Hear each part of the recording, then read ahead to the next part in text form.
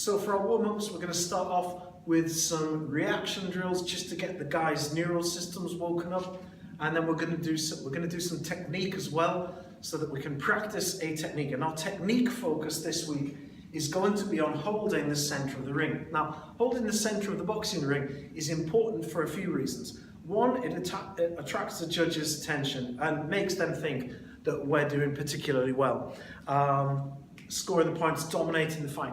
Two, it tires your opponent. It makes them move more than you. So this is another big bonus for us. If we can tire our opponent out, if we can dominate the ring and score points, this is all very good for us. So the trick to this though is, and you can see we've got foot lines here on the floor, just there. I'll focus in on that for you for a second. The key to holding this is that if I'm going to do this, a back foot pivot allows me to hold the center of the ring like so. If I move forwards like that, a couple of foot lengths, throw my punches, then come back to where that is there, and then I can hold that quite nicely.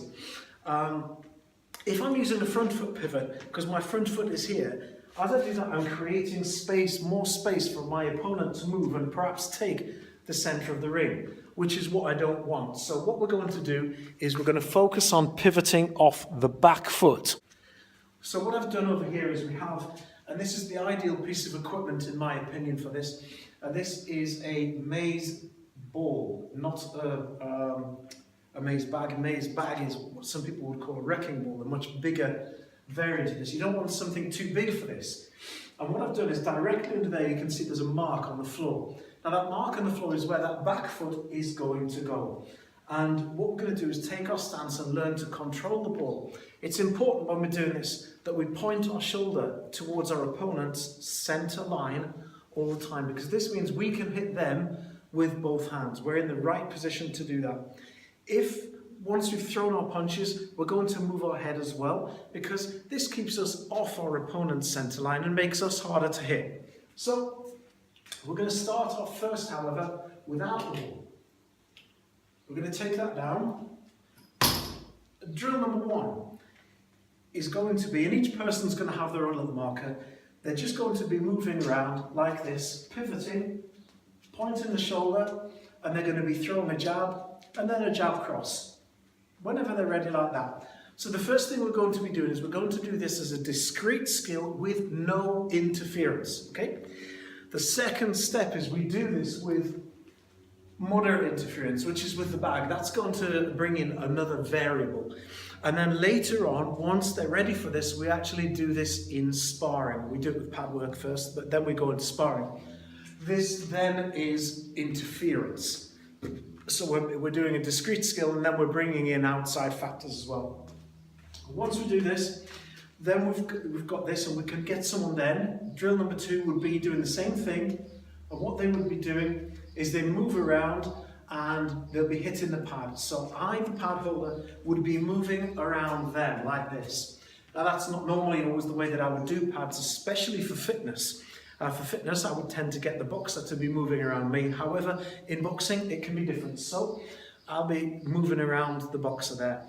I will also then, for drill 3, what I'd get them to do is to move off this mark, maybe with a double jab right, and then they have to move back to that mark there. And then move around, boom, boom, boom, move back to there. Boom, boom, boom, move the head, back to the mark. And each time they come back to that mark, and they have to have that spatial awareness to remember, go back there.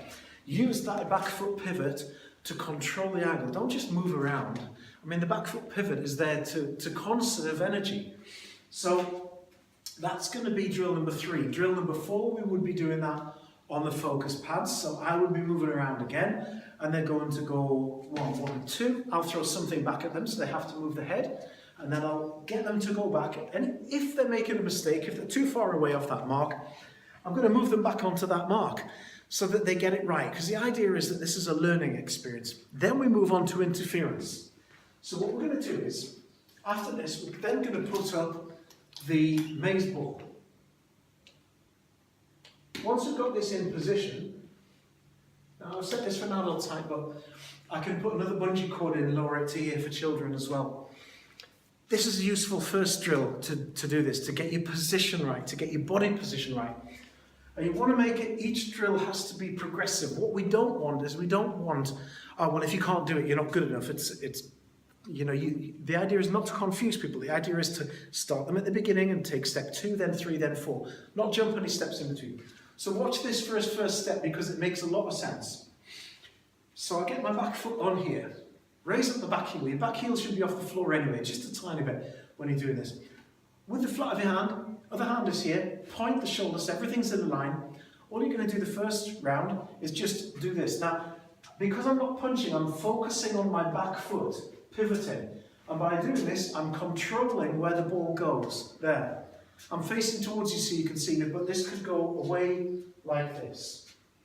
Can I just make mention as well that this is hung on a 3 meter long rope. If the rope is too short, there's a bit too much resistance and the ball comes back in too quick. So hang this ball high. I find that works better. So there's drill number 1, okay? Then we can do this. We can move around and just with holding it on the fist like this, we can then do this and then we can begin to control the ball. Boom. Just with like a half jab, not a full jab, just to get the hang of it. Boom, boom. If I wanted to go that way, I'd punch a bit more that side. Then I can do a jab cross. Boom, boom, there. Bring the hands back to there. Then I can control it this way. Boom, boom, there. Of course, we want to put the head movement in as well. So when they're comfortable with that, only when they're comfortable with the back foot pivot, the range and controlling the ball, which can take weeks before they get this. Don't expect them to do these all simultaneously. What we're going to do then is we're going to go boom, boom, move the head, catch the ball, boom, boom, move the head, catch the ball, boom, boom, move the head, catch the ball, boom, boom, boom, move the head, catch the ball. The next drill is we're going to be stepping off that center of the ring mark, going to be moving out of there and controlling the ball all at the same time. So the next drill, this is complicated. This is not an easy drill for people. This takes some time to get.